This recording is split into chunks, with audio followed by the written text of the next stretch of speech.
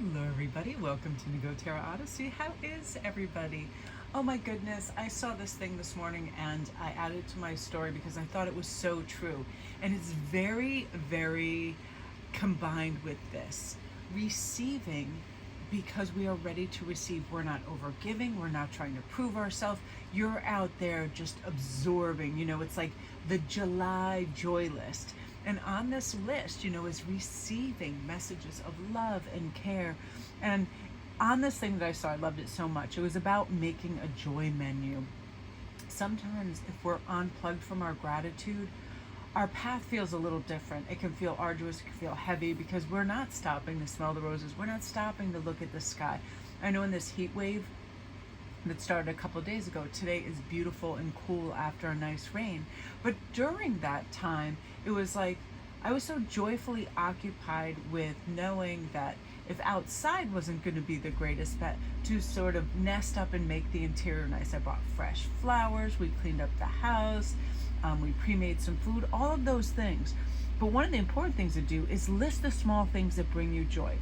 Little socks, favorite snacks, the morning sun, and keep it visible so you can savor it each day. I have lots of joyful lists of also recommendations if I'm unfocused, things that will bring me back to this, to the beautiful, creative, receptive energy.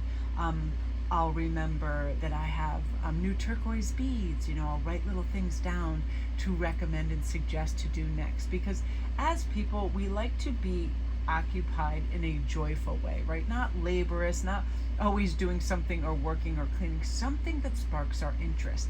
So even trying new things, from anything from dance moves to calligraphy. I definitely like to go into a bookstore once a week, and Barnes & Noble is really, really good for this too. They have a huge discount area where they stack all these books, and there's so many, from everything from philosophy to tarot to everything, the esoterics, beautiful things, travel, all these wonderful things out there. And I love to secret a book away, and then kind of on a rainy or super hot day be like, go start, crack that new book. It's such a nice feeling. Just little prizes for yourself, little joyful moments. That's this. Also leaving yourself loving little messages, talking to yourself like you're a friend with compassion and love. And another thing and part of this is savoring things. The Empress is like, eats her food slowly and notice all the little tastes and things. The other day I bought this jar of, it was like an olive tapenade, and I thought, I want to mix it with this pasta salad because it has all these wonderful flavors. Oh my goodness, and all the olives and the little yummy things in there. It's like a taste explosion. And I eat it very slowly, and just to taste all the little different salty aspects and savory aspects. It really also goes a long way in how we enjoy our food, right? And again, it's saying your body's deserving nourishing food. It's deserving good things. And taking a joy walk, I love this so much. Going for a short walk with a goal of noticing small delights, like birds, colors, the sunshine. I will, when I go out on my e-bike, I'll go extra slow. There's these areas that are so beautiful. And I will try to count the variations in flowers on different colors that I see, the different breeds of trees that I see. And it's strange, when I'm noticing trees, I can smell them more. I see the vibrance and variation of greens, the peacefulness it brings me. And also, if you're in a forest, there is nothing more calming and grounding than a beautiful forest walk.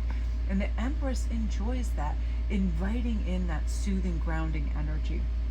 And you get so much more out of it, and you notice things that you haven't noticed before either. I noticed walking on Great Island the other day, I was like, wow, there's so many different kinds of pine cones here, like different levels of maturity and size. And it was like, it made me then investigate the trees more and be aware of certain things. It was so wonderful. And I love this one, creating a little things photo album, starting an album on your phone, for quick snaps of joyful moments. They help train our brain to notice and remember the good, and give yourself something to reflect back on at the end of the week too. You know how sometimes Facebook and IG will be like, oh, this 5 years ago. And it's wonderful to see on birthdays and anniversaries and all the joys and the get-togethers and joyous moments. And it makes a difference how we start our day, for sure. most of us are trained in that we have that little ingrained, let's reach for our emails, let's reach for work, let's reach for, bad news in the world. It's like, forget that. Put on some quiet jazz. Look at those beautiful pictures of yourself last year and the year before. Did you travel somewhere? What colors were you wearing? What palette did you enjoy then? What kinds of foods were you eating? What were you curious about? Really make this sort of healing journey. I read this other thing this morning. I love this so much. It's saying, while you're on your healing journey, the thing that you need to just notice is how each person, place, or thing helps advance you or makes you take a step back. And that the more that you are healing, the more around others are noticing that, and they can make those changes and they adapt, and then these healthy boundaries come into place, and then they start healing. It's like a wavelength out to family members and friends. It's wonderful.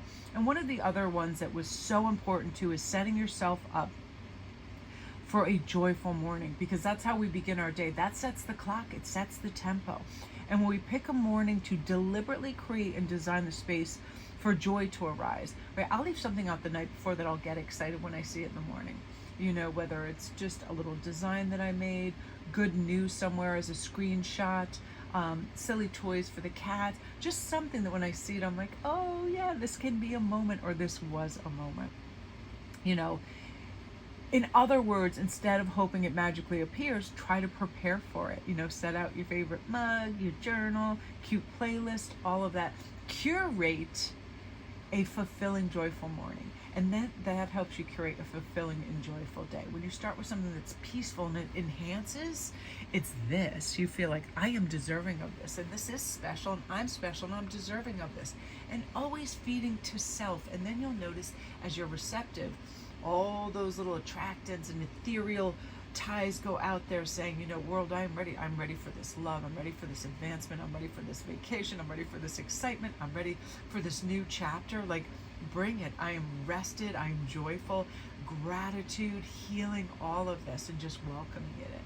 So my beauties, that is what you were meant to hear today. I hope you all are staying cool in the AC as this heat wave, at least over on the eastern seaboard, abates a little bit, because it has been, woo, but now it's down in the 70s. It's time to be able to go for nice walks and everything.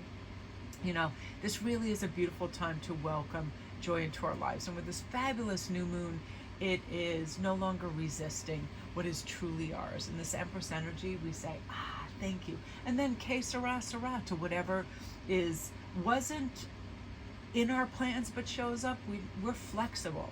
It's like, hey, we're going to sail past that. We're not going to get out and swim against the tide and go, all higgly-piggly for no reason.